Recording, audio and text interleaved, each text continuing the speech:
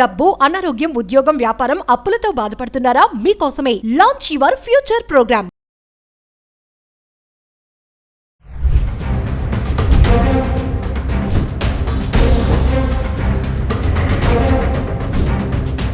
Hi hello నమస్తే, welcome back to Suman TV. ప్రస్తుతం మనతో పాటు ఉన్నారు consumers welfare committee chairman Mandadi Krishnareddy గారు. సార్తో మాట్లాడదాం. నమస్తే సార్. నమస్కారం అమ్మా.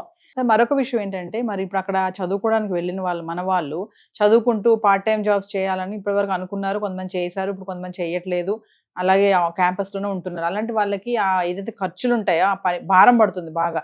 ఇక్కడ నుంచి పంపించే స్తోమత తల్లిదండ్రులకు లేదు, అక్కడ వాళ్ళు బయటకు వెళ్ళి తెచ్చుకోవడానికి వాళ్ళకి ఛాన్స్ లేదు. అలాంటి వాళ్ళు కొంతమంది సూసైడ్స్ కూడా చేసుకుంటున్నారు. రీసెంట్గా ఒక అబ్బాయి కూడా చనిపోయాడు, అలాగే జాబ్ లేక ఖాళీగా ఉండి మళ్ళీ తిరిగి రాలేక. అంటే ఒక్క విషయం సార్, అంటే స్టూడెంట్స్కే కానీ తల్లిదండ్రులకే కానీ మీరేమైనా చెప్తారా? ఇప్పుడు వెళ్ళాలనుకున్న వాళ్ళకి, అక్కడ ఉండి ఇబ్బంది పడే వాళ్ళకి, అంటే సూసైడే ఇంకా లాస్ట్ ఛాన్స్ అంటారు, ఇంకా వేరే చాయిస్ ఏం లేదా అంటే ఏం చెప్తారు? ఎప్పుడు కూడా ఆత్మహత్య అనేది అసలు ఒక వ్యక్తి జీవితంలో ఆత్మహత్య కన్నా ఘోరం ఇంకోటి లేదు. అంటే ఆత్మహత్య ఒక రకంగా చేసుకోవడానికి చాలా ధైర్యం కావాలని చాలామంది అంటారు, కానీ బతకడానికి ధైర్యం లేని వాడే కదా ఆత్మహత్య చేసుకునేది. అంటే పెరుగువాడనంటే కదా. అంటే జీవించి చూపించాలి నీ దగ్గర ఉన్న శక్తి ఉంటుంది. కష్టమో కన్నీరో బాధో వచ్చినప్పుడు ఆత్మహత్య కాదు అంతిమ పరిష్కారం. దాన్ని నిలబడి ఎట్లా మనం చేయాలి. అమెరికా నుంచి ఇండియాకు వచ్చేస్తావు, కొంతకాలం ఇండియాలో ఉంటావు, మళ్ళీ అక్కడ పరిస్థితులు మారాక వెళ్తావు కావాలంటే, లేదా ఆ దేశం కాకపోతే ఇంకో దేశానికి వెళ్తావు. చాలా దేశాలు ఇన్వైట్ చేస్తున్నాయి ఇవాళ. అమెరికా వదిలిపెడితే జపాన్ వాళ్ళు పిలుస్తున్నారు, జర్మన్ వాళ్ళు పిలుస్తున్నాడు, రకరకాల యూరోపియన్ కంట్రీస్ వాళ్ళు పిలుస్తున్నారు. నీకు అమెరికా కాకపోవచ్చు, కొద్ది వ్యత్యాసాలు ఉండొచ్చు. అక్కడ 100 దొరికితే ఇక్కడ 70 దొరకవచ్చు, 80 దొరకవచ్చు, కానీ నువ్వు అసలు ఏమీ లేకుండా ఉండవు కదా. కాబట్టి నీకు నిజంగా అమెరికాలో ఉండి పని లేదు, ఇవాళ బయటకు వెళ్తే నిన్ను ఎక్కడ పట్టుకుంటారో, ఎక్కడ నీకు సంఖ్యలు వేసి తీసుకొచ్చి ఇక్కడ పడేస్తారని భయం ఉంది, నీకు వెళ్ళలేకపోతున్నావు. ఇంటి దగ్గర నుంచి డబ్బులు వచ్చే పరిస్థితి లేదు. లేనప్పుడు ఏం చేయాలి? సపోజ్ చేసి నాకు టికెట్ కొనండి, నేను వచ్చేస్తాను, ఇండియాకి వచ్చేస్తాను, నేను క్లోజ్ చేసుకుంటాను ఇక్కడతోటి, మళ్ళీ పరిస్థితులన్నీ మారిన తర్వాత వెళ్తాను, లేదా ఇంకో కంట్రీకి నేను ట్రై చేసుకుంటాను చెప్పొచ్చు కదా. ఇప్పుడు నువ్వు ఆత్మహత్య చేసుకోవడం వల్ల నువ్వు పిరికివాడికి పోయావు, నువ్వు పోయావు, నీ జీవితం అంతం అయిపోయింది. నీ మీద ఆధారపడే వాళ్ళు కూడా తల్లిదండ్రులు ఇంతగా పెంచి నీ కోసం ఈ అమెరికాకు రావడానికి ఉన్న ఆస్తులు అమ్ముకునో అప్పులు చేసి ఏదో రకంగా చేసి నేను ఇక్కడ తీసుకొచ్చారు. ముఖ్యంగా మధ్యతరగతి వాళ్ళే ఎక్కువగా చేసేటువంటి పనులని. అంటే అక్కడ తల్లిదండ్రులకు గుండె కోత నువ్వు కోసినట్టు అవుతుంది. వాళ్ళు బాధపడి జీవితాంతం వాళ్ళు ఇంకా సుఖంగా ఆనందంగా బతకలేరు. వాళ్ళు ఉన్న కొడుకును పోగొట్టుకున్న తర్వాత ఏ తల్లిదండ్రులు కూడా సంతోషం అనేది వాళ్ళ జీవితం నుంచి పూర్తిగా శాశ్వతంగా దూరం అయిపోయినట్టు పరిస్థితి ఏర్పడుతుంది. అంటే ట్రంప్ తీసుకున్న నిర్ణయాల వల్ల విద్యార్థుల బలైపోతున్నారు అనేది ఒక విమర్శ అయితే నడుస్తుంది. దాన్ని ఎలా చెప్తారు? ట్రంప్కి మీరు ఎన్ని చెప్పినా వినగలిగే స్థితిలో ఉంటే ట్రంప్ని ఎవడైనా మార్చొచ్చు. ట్రంప్కి అన్నీ తెలుసు, అన్ని ఇన్ఫర్మేషన్ పోతూనే ఉంటుంది. ఎవడు ఏది జరిగినా నాకు అవసరం లేదు, ప్రపంచం అంతా తగలబడ్డ రోమ్ చక్రవర్తి లాగా పిడులు వాయిస్తూ ఉన్నట్ట. రోమ్ అవతల తగులబడుతూ ఉంటే యువతలో పిల్లలు వాయించుకుంటూ కూర్చున్నాడు. అంటే తన పిల్లల్లో తన ఆనందం పొందగలుగుతున్నాడు తప్ప అంతమంది కాలిపోతున్నారే, అంత మొత్తం భస్మీపట్లం అయిపోతుందని చెప్పి ఆలోచన లేదు. అలాగే ట్రంప్ లాంటి వాడు కూడా మొండి వాళ్ళు ఉంటారు. వాళ్ళకి జీవితంలో ప్రపంచాన్ని గురించి వాళ్ళకి అవసరం లేదు, ఏ దేశం ఎట్టబోతుందో అని అవసరం లేదు. తన ప్రజలకు వాగ్దానం చేశాడు, తను ఎలక్షన్లో గెలవడానికి ముందుకు వచ్చాడు, భవిష్యత్తులో కూడా గెలిచే అవకాశాలు ఉంటాయి. కాబట్టి తను అనుకున్న వాగ్దానం నెరవేర్చడం, తన మాట నిలబెట్టుకోవడం, తన యొక్క గొప్పతనం ఏమిటో ప్రపంచానికి చాటడం అనేది తనకు ఉండే ఉద్దేశం.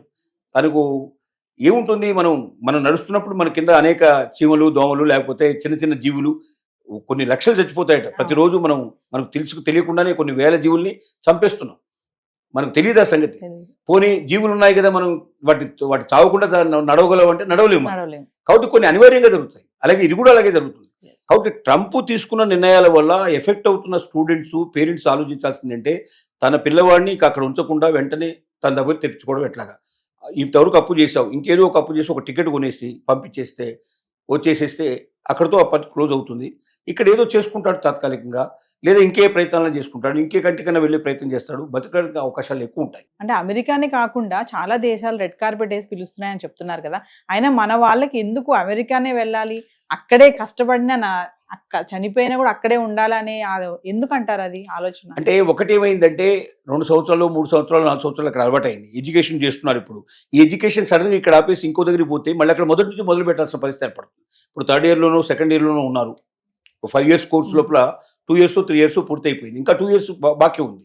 ఈ 2 yearsలో ఇప్పుడు మానేసి వచ్చేస్తే వేరే కంట్రీ లోపల 4th ఇయర్లో 3rd ఇయర్లో జాయిన్ చేసుకోరు కదా, మళ్ళీ అక్కడ 1st ఇయర్లో జాయిన్ కావాల్సిన పరిస్థితి ఏర్పడుతుంది. అంటే ఒక రకంగా ఎడ్యుకేషన్ నాశనం అవుతుంది, కెరియర్ నాశనం అవుతుంది. రెండోది ఏంటంటే అమెరికా లోపల ఉన్న అంటే అట్మాస్ఫియర్ కానీ, లేదా అక్కడ ఉన్నటువంటి సిస్టమ్స్ కానీ, కస్టమ్స్ కానీ, ఫ్రీడమ్ కానీ చాలా కంట్రీస్లో ఉండవు. అంత Yes. ఫ్రీడము అంతగా జీవితం గడపడం కష్టం. తర్వాత అక్కడ బాగా అలవాటైపోతుంది, ఆ వాతావరణం అలవాటైపోతుంది, ఆ సిస్టమ్స్ అన్ని అలవాటైపోతాయి. అక్కడ బంధాలు ఏర్పడి ఉండొచ్చు, బాంధవ్యాలు ఏర్పడి ఉండొచ్చు. వీటన్నిటిని తెంచుకొని బయటికి రావాలంటే కొంతమంది, ఇంకోటి అమెరికాకు వెళ్ళొచ్చారని చెప్పుకున్నంత గర్వంగా Hmm. ఇతర దేశాలకు వెళితే అంత గౌరవం ఇక్కడ ఉండదు ఉండదు. అమెరికాలో చెప్పుకోవడానికి. Yes. అక్కడ పోయి మీరు కప్పులు గడుగుతున్నాడా, లేకపోతే అక్కడ వాడు ఏదైనా పెట్రోల్ బంకులో పనిచేస్తున్నాడా, లేకపోతే వాడు ఏం చేస్తున్నాడు కాదు, కానీ మా వాడు అమెరికాలో ఉన్నాడు అని అమెరికాలో. చెప్పుకోవడంలో ఒక గొప్ప ఆనందం, ఇక్కడ ఉన్న వాళ్ళకి కూడా ఒక గొప్ప గౌరవంగా భావిస్తారు. Yes. అది ఇప్పుడు అందరికీ తెలిసిపోతుంది, అక్కడ వెళ్ళి వీళ్ళు ఏం చేస్తారో అని తెలుస్తుంది. మనకు ఒక లండన్ వెళ్తే లండన్లో సుమారుగా ఒక 5,000 రెస్టారెంట్స్ ఉంటాయి మినిమంగా. అన్ని ఇండియన్ రెస్టారెంట్ అని పేరు ఉంటుంది. Hmm. పాకిస్తాన్ పెట్టినా ఇండియన్ రెస్టారెంటే పెడతాడు, బంగ్లాదేశ్ వాడు పెట్టినా ఇండియన్ రెస్టారెంట్ అంటాడు, ఎవరు పెట్టినా ఇండియన్ రెస్టారెంట్. ఎందుకంటే Indian restaurants more popular. So ఇప్పుడు మన దగ్గర నుంచి వెళ్ళిన స్టూడెంట్స్ కనీసం ఒక 10,000 మంది స్టూడెంట్స్ లండన్లో హోటల్స్లో పనిచేసే వాళ్ళే మీకు కనబడతారు. Yes. మీరు ఏ హోటల్కి వెళ్ళండి, తెలుగులో గట్టిగా మీరు మాట్లాడండి, వెంటనే మీ దగ్గరికి 2-3 పరిగెత్తుకుంటూ వస్తారు. Hmm. అంటే అంత పాపులర్ అయిపోయినాయి అక్కడ. Yes. సో అయినప్పటికీ ఏంటంటే అమెరికా మీద ఒక మోజు, అమెరికాలో ఉన్నారంటే ఒక గౌరవం. గౌరవం. తల్లిదండ్రులకి అదే రకం మోజు ఉంది, పిల్లలకి అదే గౌరవం ఉంది. అవును. ఒకవైపున అమ్మాయిల్ని చంపుతున్నారు, అమ్మాయిల్ని అక్కడ చాలా ఘోరంగా చిత్రహింసలు పెడుతున్నారు అని తెలిసి కూడా చాలా మంది తల్లిదండ్రులు అమెరికా సంబంధాలే కావాలని కోరుకున్నట్టు వాళ్ళు చాలా కాలం చేశారు ఆ పని. అయినా పర్లేదు అక్కడికి వెళ్ళమ్మా అని పంపించిన వాళ్ళు కూడా ఉన్నారు. అంటే చూస్తూ చూస్తూ కూడా తన కూతురు బాధపడుతుంది, కష్టపడుతుంది, అంత దూరంలో ఏమైనా జరిగే అవకాశాలు ఉన్నాయి, చాలా మంది అల్లుళ్ళు అలా ప్రవర్తిస్తున్నారు క్రూరంగా తెలిసి కూడా ఎందుకు పంపించారంటే అమెరికా మీద ఉన్న మోజు అలాంటి పరిస్థితి తీసుకొచ్చింది. ఆ మోజులోంచి బయటికి రావాలి.